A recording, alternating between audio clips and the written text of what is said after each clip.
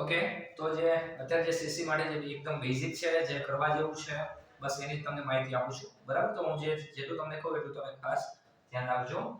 તો મેં જે અમુક તમને જે ફોટો મોકલ્યા છે કે જેમાં મેં બેઝિક જે ગણિતનું છે, જે પાયો છે, એ તમને લખીને મોકલ્યું છે કે સંખ્યાઓ. એનો ફરી પણ તમને માહિતી આપી દઉં. એમાં સૌથી પહેલી સંખ્યા છે નેચરલ નંબર, એટલે કે પ્રાકૃતિક સંખ્યા. એમાં કોનો સમાવેશ થાય? 1 2 3 થી ઇન્ફિનિટી સુધીની સંખ્યા, કોઈ પણ સંખ્યા. પરંતુ કેવી? ધન પ્રાકૃતિક સંખ્યા. કેવી? ધન. એના પછી w એટલે કે પૂર્ણ સંખ્યા. કેવી? આ જે પ્રાકૃતિક સંખ્યા, આ છે પૂર્ણ સંખ્યા. એમાં કોનો સમાવેશ થાય? તો કે નેચરલ નંબર છે, એટલે કે પ્રાકૃતિક સંખ્યા છે, એમાં 0 ઉમેરી દઉં એટલે કે 0 1 2 થી શું થઈ જાય? ઇન્ફિનિટી સુધી. તો એને કેવી સંખ્યા કહેવાય? હોલ નંબર, એટલે કે પૂર્ણ સંખ્યા. ખાસ યાદ રાખજો, પૂર્ણ સંખ્યા. આને કહેવાય પૂર્ણ સંખ્યા, આને કહેવાય પ્રાકૃતિક સંખ્યા. અને એના પછી આપણે વાત કરીએ તો એના પછી જે પૂર્ણાંક સંખ્યા. કેવી? પૂર્ણાંક સંખ્યા. તો એના માટે મેં તમને શું કીધું હતું? Integer number. કેવી? Integer number. એમાં કોનો સમાવેશ થાય? તો કે માઈનસ વાળી સંખ્યા આવી જાય. કેવી? માઈનસ વાળી સંખ્યા આવી જાય અને પ્લસ વાળી સંખ્યા આવી જાય. એટલે કે માઈનસ ઇન્ફિનિટી થી પ્લસ ઇન્ફિનિટી, આ બધી સંખ્યાનો સમાવેશ થાય. બરાબર? પરંતુ આમાં એટલું બધું પડવાની જરૂર નથી. જે મહત્વનું જે છે એની તમને વાત કરું કે જે પરીક્ષા માટે ઉપયોગી છે અને જેમાંથી આપણને પ્રશ્ન પૂછી શકે, એની વાત કરીએ તો તમને ખ્યાલ હોય તો વાત ઠીક છે, પરંતુ તોય તમને જણાવી દઉં કે એકી સંખ્યા અને બેકી સંખ્યા એકદમ સામાન્ય છે, પરંતુ ઘણીવાર આપણને ખબર નથી હોતી. આ બંનેના બીજા શબ્દો છે કે સમ સંખ્યા અને વિષમ સંખ્યા. આ છે હિન્દી શબ્દ, પરંતુ આપણે ગુજરાતીમાં એક્ઝામમાં પણ આ ઉપયોગ કરતા હોય છે. સમ સંખ્યા અને વિષમ સંખ્યા, એકી સંખ્યા અને બેકી સંખ્યા શું છે? એકી એટલે કે 1 થી ચાલુ થાય, આટલું યાદ રાખવાનું. એકી ક્યારે ચાલુ થાય? 1 થી. બેકી ક્યારે ચાલુ થાય? તો કે 2 થી. આના પછી એક મૂકીને એક સંખ્યા તમારે લઈ લેવાની. 1 પછી 2, 2 પછી શું આવે? 3, 3 પછી એકી, એક છોડીને એક લ્યો એટલે એકી સંખ્યા થઈ જશે. 1 3 4 નહીં ને 5, 6 નહીં 7, 8 નહીં 9, 10 નહીં 11. આવી રીતે એકી સંખ્યા છેક સુધી ચાલુ રહેશે. બરાબર? એના પછી વિષમ સંખ્યામાં 2 પછી શું આવે? તો કે 4 આવે. 4 પછી 6, 6 પછી 8, 8 પછી 10. આવી રીતે ચાલુ હોય. બરાબર? આ છે એકી અને બેકી સંખ્યા. નેક્સ્ટ આપણે વાત કરીએ સંખ્યાની, તો વિભાજ્ય સંખ્યા.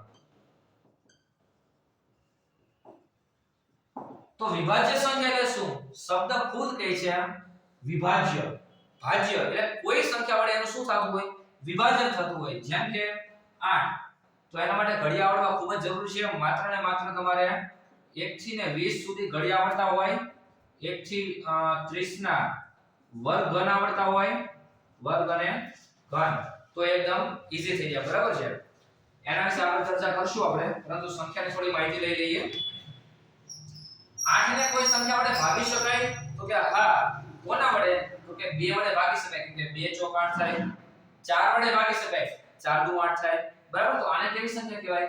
વિભાજ્ય સંખ્યા. કેવી સંખ્યા? વિભાજ્ય. એટલે કે કોઈ સંખ્યાને કોઈ સંખ્યા વડે ભાગી શકાતું હોય તો એને વિભાજ્ય સંખ્યા કહેવાય. અને જો કોઈ સંખ્યા વડે ના ભાગી શકાય તો અવિભાજ્ય સંખ્યા કહેવાય. કેવી કહેવાય? અવિભાજ્ય. બરાબર? તો એની થોડી વાત કરીએ. તો સૌથી નાની વિભાજ્ય, તો એક સંખ્યા કેવી છે? એક વિશિષ્ટ સંખ્યા છે. આ ખાસ યાદ રાખજો. વિશિષ્ટ સંખ્યા કઈ? એક. તમને આનું મટીરીયલ પૂરું પાડી શકીએ, છતાંય તમને કહી દઉં છું કે એક વિશિષ્ટ સંખ્યા છે. એકનો કોઈ પણ સંખ્યામાં સમાવેશ થતો નથી. હવે વિભાજ્ય સંખ્યા એટલે કે કોઈ સંખ્યા વડે તમે ભાગી શકો, તો એની સૌથી નાની વિભાજ્ય છે 4. કઈ? 4. તો વળી પ્રશ્ન થાય છે કે 2 નો આવે? ના, નો આવે. 2 કેવી છે? અવિભાજ્ય. અવિભાજ્ય સંખ્યા એટલે એવી સંખ્યા કે જેના માત્ર ને માત્ર 2 અવયવ હોય. અવયવ ને અવયવી શું છે એ પણ તમને નેક્સ્ટ જ્યારે આવશે ત્યારે સમજાવીશ, પણ અત્યારે યાદ રાખવા માટે સૌથી નાની અવિભાજ્ય 2 છે અને સૌથી નાની વિભાજ્ય 4 છે. અવિભાજ્ય એટલે કે જેનો ભાગ ના પડતા હોય એવી. પ્રશ્ન આપણે થાય 2 ના ભાગ તો પડે છે ને 1 1, તો એમ નહીં. કેવા ભાગ? જેમ કે 8 ના પડ્યા ને આપણે કે 4 દુ 8, 2 ચોક 8, એના અવયવો છે આ. બરાબર? આગળ આપણે વાત કરીએ બીજી અવિભાજ્ય નેક્સ્ટ કઈ છે તો કે 3 છે 3 ને કઈ ભાગ ના પડે 3 થી 4 તો કે 4 ના ભાગ પડે ને કેટલા 2 દુ ને 4 એના પછી 5 6 ના ભાગ પાછા પડે છે કયા કયા 3 દુ 6 તો 2 તરીને 6 એના પછી 6 આમાં નહીં આવે તો કોણ આવશે 7 આવશે એના પછી કોણ આવશે 9 8 નહીં આવે કેમ કે 4 દુ 8 ભાગ પડે છે 9 નહીં આવે કેમ કે 3 તરી 9 ભાગ પડે છે તો 10 10 નહીં આવે કેમ કે 5 દુ તો 2 4 10 ભાગ પડે છે તો કોણ આવશે 11 13 17 19 23 આ બધી કેવી છે અવિભાજ્ય સંખ્યા તો તમે પ્રેક્ટિસ માટે થઈને કેમ કે પ્રશ્નો એના પૂછાય છે એટલા માટે તમને કહું છું પ્રેક્ટિસ માટે થઈને તમે 1 થી 100 સુધીની કેટલી સંખ્યાઓ છે જે અવિભાજ્ય સંખ્યાઓ છે આનો લિસ્ટ તમે તૈયાર કરજો અને 1 થી 100 સુધીમાં એવી કેટલી સંખ્યા છે જે વિભાજ્ય છે જે અવિભાજ્યમાં ન આવે એ બધી શેમાં આવશે